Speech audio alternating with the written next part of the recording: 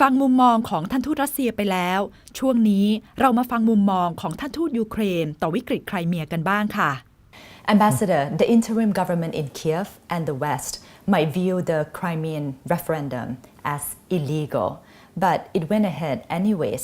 So now Ukraine just have to accept the result?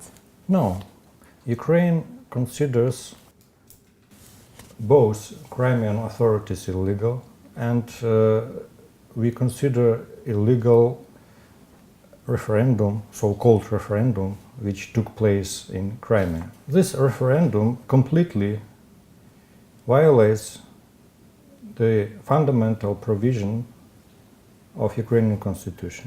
It is first point. And second point is it is impossible to ask people about their decision in a condition of military intervention from foreign country.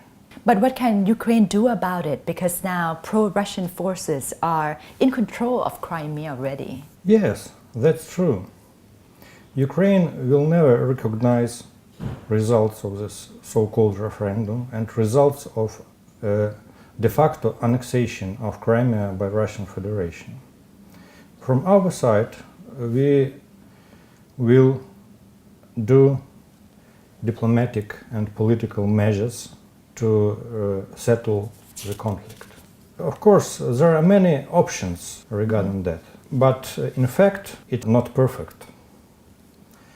Ukraine will appeal to international community. It's our first steps, and we do it. Ukraine appealed to United Nations Security Council. There were 2 sessions already, but as you know, Russia vetoed a decision of UN Security Council.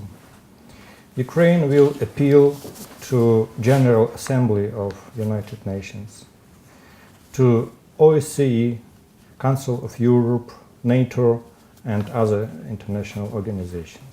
Its side, Ukraine also will make assessment of damage caused by Russian Federation to Ukraine in Crimea.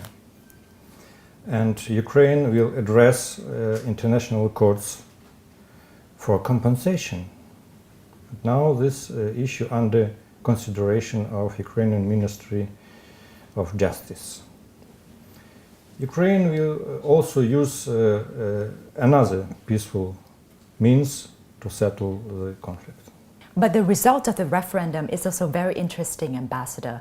Over 96-97% wanted to break away from Ukraine and they want to join Russia. Maybe Ukraine have to respect the will of the people in Crimea? I can tell you more. In Sevastopol, 125% of people voted to support Crimea joining Russia. 125%? Yes. So, it is another confirmation that in condition of military intervention, any referendum is not valid. And we never recognized this referendum. According to the constitution of Ukraine, territorial issues should be decided only on a nationwide referendum, not local referendums. But does the local authority in Crimea actually can hold a referendum according to their own local law? Crimea was a part of Ukraine. Crimea law cannot contradict Ukrainian law. It's clear violation. In this case, if Crimean people want more power, they should act in a constitutional legal way. They should appeal, address to Ukrainian parliament. They also have their representatives in Ukrainian parliament as well. I may assure you that all their requests would be considered at a national level. Ukraine has never been against widening of competences of local authorities, but it should be done in a legal, constitutional way. Russia keeps saying that this is an expression of the will of the people in Crimea, and it is done, the referendum, according to international law as stated in the UN Charter about self-determination. So Ukraine should accept the results of this referendum. What would you say? It is not a self-determination. It is not. It cannot because international law recognizes self-determination of nations. There are no Crimean nation. There is no Crimean nation. There is another side of this issue. Ukraine considers itself as a democratic country. And of course, for us, express of point of view of every citizen is very important. But it should be done in a legal, constitutional way. If it has been done in a legal, constitutional way, then we'll see. Russia says this is a reunion between Russia and Crimea.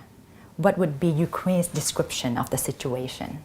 It is also a false statement of some Russian politicians regarding reunion of Russian people in Russia and in Crimea.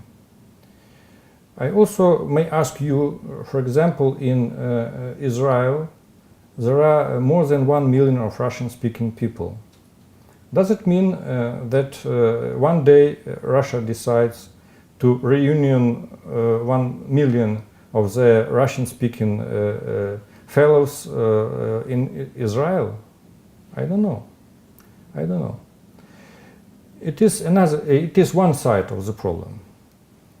Another side of the problem is that relations between Ukraine and Russia is based on big treaty about friendship, cooperation and partnership dated 1997. In Article 2 of this treaty, both sides took obligations to respect territorial integrity of each other. Now we can see a clear violation of this Article 2. Russia says that it cannot ignore the call for help of the people in Crimea who are Russian, ethnic Russians. What would you say? I can say that it is also a false statement. Because no Russians suffered in Crimea. No Russians were beaten, persecuted, or based on his ethnic, religious, or political belonging. So no need to save somebody because no suffering. Nobody asked them about help. No violations were fixed by international media observers or human rights organizations. No violations. Whom they are going to save? And from whom? ยังไม่จบค่ะสัปดาห์หน้ามาฟังท่านทูตทั้งสองกันต่อนะคะว่าแล้ววิกฤตในไครเมียจะบานปลายกลายเป็นสงครามหรือเปล่าและการคว่ำบาตรของชาติตะวันตกจะส่งผลกระทบอะไรบ้างพบกันวันเสาร์หน้า 19:30 น.นะคะที่เนชั่นทีวีวันนี้สวัสดีค่ะ